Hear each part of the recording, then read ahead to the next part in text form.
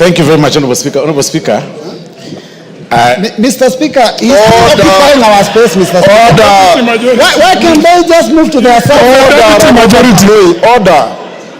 Order, Robert Mbui. Order, Robert Mbui. If you listen to me carefully, Robert Mbui, order members. And I want you to listen to this carefully. Order members. Order. I did say Robert Mbui, and you are misconducting yourself. You are too senior to be told to leave the chamber. I did say, and I want to repeat, and Emilio Odhiambo, who raised the point, has read this judgment clearly. The judgment quashed the direction of the Speaker on the majority-minority. The judgment never declared who is the majority. It is not the court to declare the majority. It is the Speaker of this House. And you better know that. It is the Speaker of the House to declare the majority. Robert Mbui gone. No, Osoro. Okay. Thank you very much, Honorable Speaker. Honorable Speaker, I want to speak it up from what you've actually said, Honorable Speaker. That even upon reading the judgment of the court, the standing orders of this House, Honorable Speaker, gives you power to declare who is the majority and who is the minority. We appreciate the judgment of the court as it is. We are ventilating about the judgment. We respect the courts. But again, it is these very laws that govern, as Honorable Speaker, that give you that power, as Honorable Speaker, to declare the majority and minority. So even as Honorable Junet and the Honorable Emilio Odhiambo, Honorable Speaker, live on rented space, they should know that the final declaration of majority and minority comes from your seat, Honorable Speaker. But even then, Honorable Speaker, perhaps we should ponder and ask ourselves these very pertinent questions. In the past 2 years that we've served in this House, Honorable Speaker, we've served in these capacities, as it were, on who is the majority and who is the minority, Honorable Speaker. Several decisions have been made. We have formations of the committees that fall on the majority, minority, chairman, the committees that are supposed to be led by members from the majority side, and the committees that are led by the members of the minority side.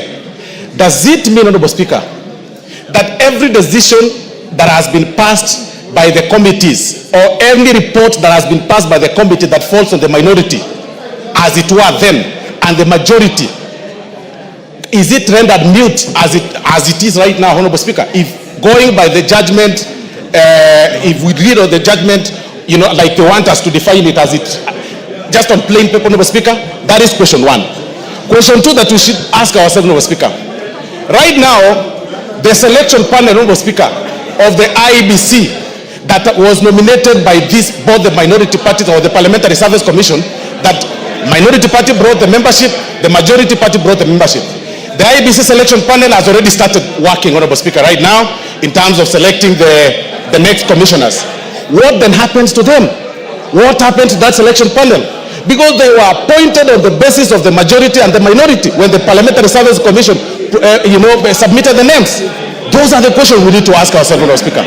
The Commission for Revenue Authority, Honorable Speaker, that again is a preserve of both the minority and the majority. Honorable Speaker, what then happens on the decisions that have been made in the past 2 years?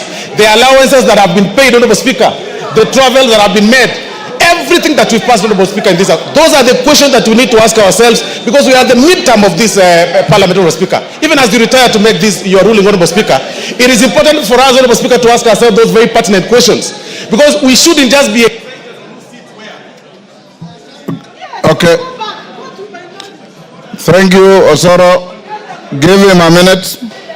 Honorable Speaker, you see, we shouldn't just be talking about positions on who is the minority, who is the majority leader, and as Honorable Junet as well put it, we are all members of Parliament and we can serve in whatever capacity. But let's look at the implications of this decision, Honorable Speaker. What happens to what we've passed in the past 2 years?